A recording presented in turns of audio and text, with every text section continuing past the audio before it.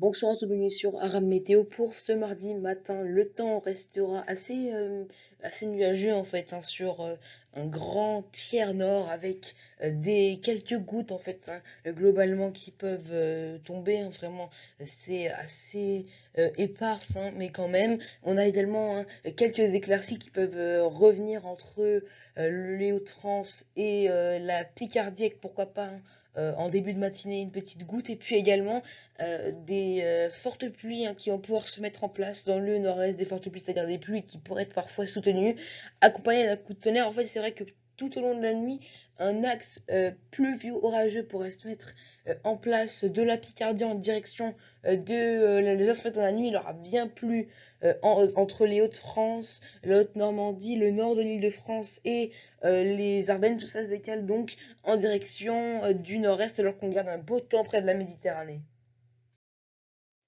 Et dans l'après-midi, toujours ce temps aussi perturbé, notamment au nord de la Loire. Alors c'est vrai que des averses pourraient se mettre en place depuis les Alpes jusqu'en Bretagne, et pourquoi pas d'ailleurs quelques flocons de neige qui ne seraient pas à exclure en direction des Hautes-Alpes.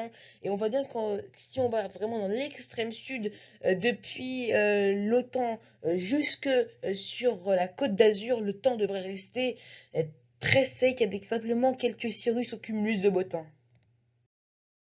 Les températures pour ce mardi matin seront euh, encore fraîches, notamment en allant dans les campagnes. Bon, 11 degrés la minimale pour Alençon, c'est pour Aurillac, 16 à Paris, 13 degrés à Strasbourg, jusqu'à 22 degrés entre Corse et continent. Et dans l'après-midi, toujours des températures qui peinent à atteindre les normales de saison. En fait, on ne les attendra quasiment jamais. En fait, sur la moitié nord, généralement, on aura du mal à dépasser les 20-21 degrés. Exemple, par exemple, Brest, où il fait 18 degrés, alors qu'on a 29 degrés pour Nîmes, ou encore pour Ajaccio, localement, les 30, 31, voire 32 degrés pourraient être atteints, notamment sur l'arrière-pays provençal.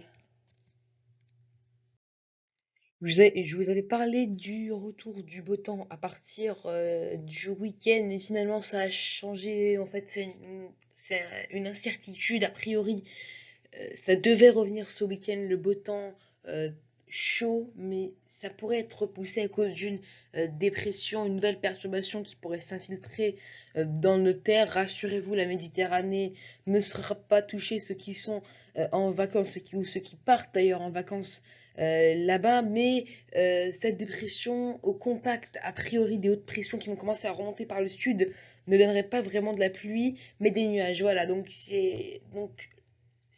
est vraiment dans une zone d'incertitude, et a priori le retour du beau temps vraiment sur la majorité du pays pourrait revenir finalement la semaine prochaine. Donc maintenant je vous présente deux scénarios possibles. Donc commençons avec le scénario 1, celui de ECMWF, où on voit bien que l'anticyclone des Açores va regonfler sur l'arc atlantique, et l'air chaud pourrait donc revenir sur une bonne partie du pays, près des côtes de la Manche. Ça pourrait être un peu moins chaud de saison, et puis également au nord de la Loire, plus généralement, de l'air doux en fait de saison, voire légèrement au-dessus. Et puis sur l'Espagne, a priori, d'après ce modèle, ce serait de l'air très chaud.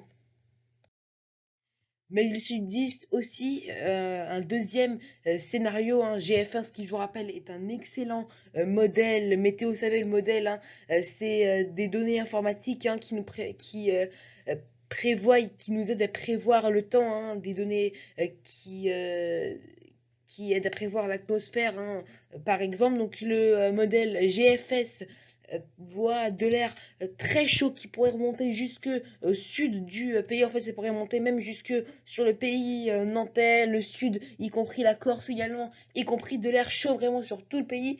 Seule vraiment l'extrémité des côtes de la Manche, d'après ce modèle, pourrait être épargnée. On voit bien l'anticyclone qui pourrait même être au niveau de la Bretagne. Donc, il faut bien prendre ces deux scénarios en compte. Ce qui est sûr, c'est qu'on y travaille beaucoup pour savoir lequel de ces deux scénarios va gagner. Mais évidemment, il n'y a pas que ces deux modèles. Plein de modèles existent, et on les prend tous en compte.